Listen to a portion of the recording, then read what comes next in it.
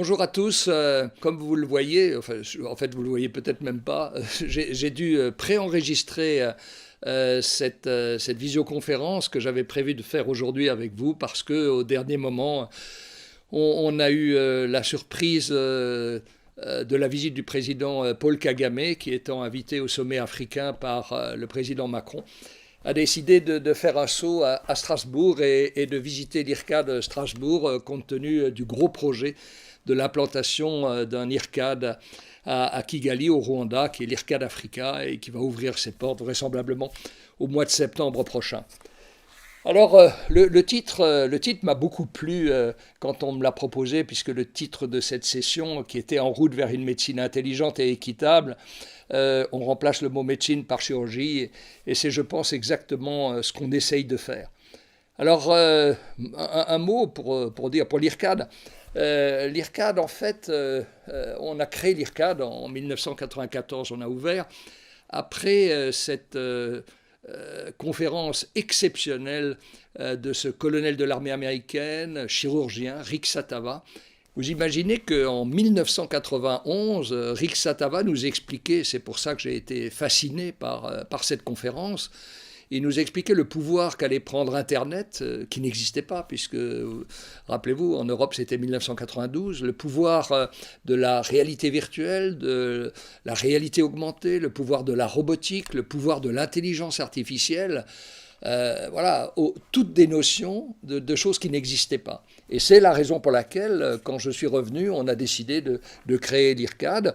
On a eu des difficultés au début, je voulais que ça soit une unité INSERM, et puis les technologies de la computer science, à l'époque, n'étaient pas considérées comme vraiment de la science. Alors on a ouvert cet institut, donc l'IRCAD, en 1994, et les trois buts, il y avait bien sûr la formation, mais la recherche. Et la recherche, ça a été d'emblée comment on arrivait au concept de augmented surgery. Et c'est ce concept d'augmented surgery qui va permettre au maximum de malades de bénéficier des nouvelles technologies et au maximum de chirurgiens de pouvoir les appliquer. Pourquoi ? Parce que dans le concept de chirurgie augmentée, quand vous discutez avec un chirurgien, la première chose qu'il veut, c'est déjà augmenter sa vision, c'est-à-dire voir plus que ce qu'il voit normalement. Et ça, c'est la définition notamment de la réalité augmentée. Et puis, il veut augmenter le pouvoir de sa main, et ça, c'est la robotique qui va analyser plus de 2000 signaux par seconde et qui va permettre de faire des gestes de plus en plus sophistiqués qui n'étaient pas accessibles à tous. Et enfin, eh bien, il y a l'intelligence artificielle qui va bien sûr permettre d'améliorer la stratégie, qui va permettre d'améliorer la compréhension de l'image et qui va permettre un jour l'automatisation du geste chirurgical. Alors pour ça, on a une grosse équipe de recherche et développement, d'une quarantaine de chercheurs, développeurs, ingénieurs à Strasbourg, et puis en international. C'est la même équipe. On a travaillé et on travaille avec l'équipe de Taïwan après la visite du ministre des Sciences Liang Yi-Chen. Et puis on a eu cette rencontre exceptionnelle à 5 reprises avec le président du Rwanda, Paul Kagame, qui est un visionnaire notamment pour ce qu'il appelle développer une digital country ou un digital Africa. Et on verra tout à l'heure, on a créé une équipe très forte qui est en fait une extension de notre équipe et qui travaille en Afrique. Alors, pour les faire très rapidement, le challenge Augmented Eye, c'est-à-dire comment on arrive à mieux comprendre une image médicale, eh bien tout à l'heure, Luc Soler, qui est le CEO de Visible Patient et qui est notre ancien directeur scientifique, vous l'expliquera mieux que moi. Les logiciels permettent à partir d'une image noir et blanc en 2 dimensions de transformer en image en 3 dimensions, en couleur, qui est le véritable clone digital du malade, et ce qui permet à tout le monde de comprendre les détails de l'anatomie de la personne ou de l'organe qu'on va opérer. Et puis, grâce encore à ces technologies, on va pouvoir s'exercer, simuler l'opération qu'on va effectuer le lendemain. Vous voyez ici avec l'ordinateur les petites taches vertes qui sont des tumeurs. Eh bien, on va pouvoir savoir la partie de foie qu'on va enlever, l'autre partie qu'on va détruire par le chaud ou par le froid. Et ces logiciels qui ont été développés maintenant par Visible Patient, vous voyez, permettent une interactivité entre des outils virtuels et une image virtuelle, et donc la meilleure préparation possible du geste chirurgical. Pour la main augmentée, c'est pareil, et c'est aussi grâce à la robotique qu'il va y avoir une démocratisation du geste chirurgical, une augmentation du bénéfice pour le malade. On a toujours aimé les challenges, et donc il faut se souvenir qu'il y a maintenant 20 ans, 2001, on a fait la première intervention à distance entre New York et Strasbourg. C'est pas un gadget, c'est pour montrer que voilà, la télémédecine appliquée à la chirurgie, c'est possible. Il n'y a plus de barrières et on imagine que n'importe quelle équipe dans le monde peut prendre la main sur une intervention chirurgicale difficile. Et ça, bien sûr, c'est les progrès aussi de l'ère de l'information. Ça, c'était cette opération qu'on a fait à New York, juste pour montrer que ce n'est pas une prouesse chirurgicale, c'était l'ablation d'une vésicule biliaire, mais c'était à l'époque vraiment une prouesse de l'ère de l'information, puisque en fait, à Strasbourg, les chirurgiens ont simplement mis en place ce qu'on appelle les bras armés du robot, et toute l'intervention a été réalisée à partir de New York. Donc c'est vraiment la première fois qu'il était montré que à grande distance, on pouvait faire un geste chirurgical précis. Et là, bien sûr, c'était tous les techniciens et tous les ingénieurs de France Télécom qui nous ont aidés dans cette aventure. Alors, pourquoi le geste se démocratise? C'est parce que si vous intégrez dans la robotique chirurgicale l'image, eh bien le chirurgien, un peu comme dans une voiture avec un GPS, peut savoir exactement où il est, les différents éléments qu'il doit préserver. C'est pas la chirurgie de demain, c'est la chirurgie d'aujourd'hui. Enfin, Augmented Brain, et là je pense que je vais prendre l'exemple, donc comment l'intelligence artificielle va permettre d'améliorer les soins et surtout de les diffuser dans le monde entier. Eh bien, c'est vraiment quelque chose d'important, et l'exemple que je vais montrer, pour moi, est majeur. Il y a 5 milliards de la population mondiale qui n'a pas accès à une image médicale. Il faut intervenir, il faut faire quelque chose. Et c'est la raison pour laquelle, avec l'équipe justement du Rwanda, eh bien, on a développé vraiment un concept en 3 étapes qu'on appelle justement démocratisation pour à la fois le diagnostic automatique des tumeurs, mais également leur traitement par ce qu'on appelle chirurgie percutanée. Et on a la chance de travailler avec une équipe qui est une équipe parisienne qui a développé des sondes d'échographie où en fait de la taille, vous voyez, quasiment de cette taille-là, où vous n'avez pas de fil, une connexion Wi-Fi. Et puis, vous faites votre échographie, et tout ça est connecté à votre iPhone, à votre iPad, à votre ordinateur, pour une somme de l'ordre de $500, quelque chose qui est inimaginable. Et bien sûr, l'intelligence artificielle va permettre d'aider à ce diagnostic automatique des tumeurs.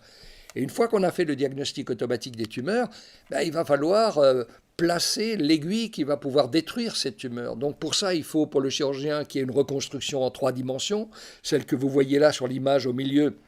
C'est une reconstruction en 3 dimensions à partir d'un scanner, bien sûr. Et on veut faire la même chose à partir d'une échographie. Et enfin, vous le voyez en bas, au milieu et en bas, on veut pouvoir savoir exactement comme une cible où placer l'aiguille pour définitivement arriver à la détruire. Et c'est aussi en fait une robotisation qui un jour sera automatique avec mise en place automatique de l'aiguille, introduction de l'aiguille en percutanée pour détruire la tumeur. Alors c'est un travail qu'on fait avec l'équipe du Rwanda.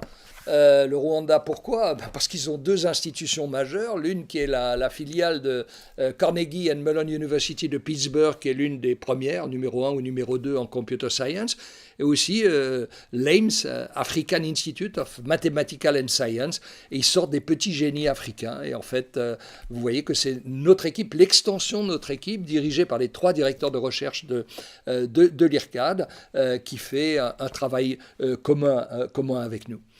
Et puis dans le cadre de la démocratisation, de ce que vous appelez la médecine ou la chirurgie équitable, il est évident qu'il faut former les chirurgiens à ces nouvelles techniques, comme un avionneur va former les pilotes, c'est une évidence. Et c'est là où on a ce concept d'IRCAD qu'on a diffusé maintenant dans le monde entier, où les chirurgiens viennent, ils peuvent discuter directement, grâce à une équipe audiovisuelle très forte, discuter avec des chirurgiens qui font des démonstrations à partir de n'importe quel bloc opératoire dans le monde. Et puis ensuite, c'est à eux de pratiquer. Et donc, ils pratiquent sur simulateur, sur cadavre, sur animal de laboratoire. Et ils font les gestes chirurgicaux parce que bien, la chirurgie, c'est bien sûr du compagnonnage. Et pareil pour la robotique. On a un centre de robotique avec, pour l'instant, 13 robots. On va en avoir bientôt 23. Pourquoi ? Parce que toute la chirurgie va devenir robotisée. À partir du moment où le robot va permettre à tous les chirurgiens de développer une chirurgie mini-invasive, alors que souvent beaucoup d'entre eux n'arrivent pas, bien, il est évident que la technique va se développer.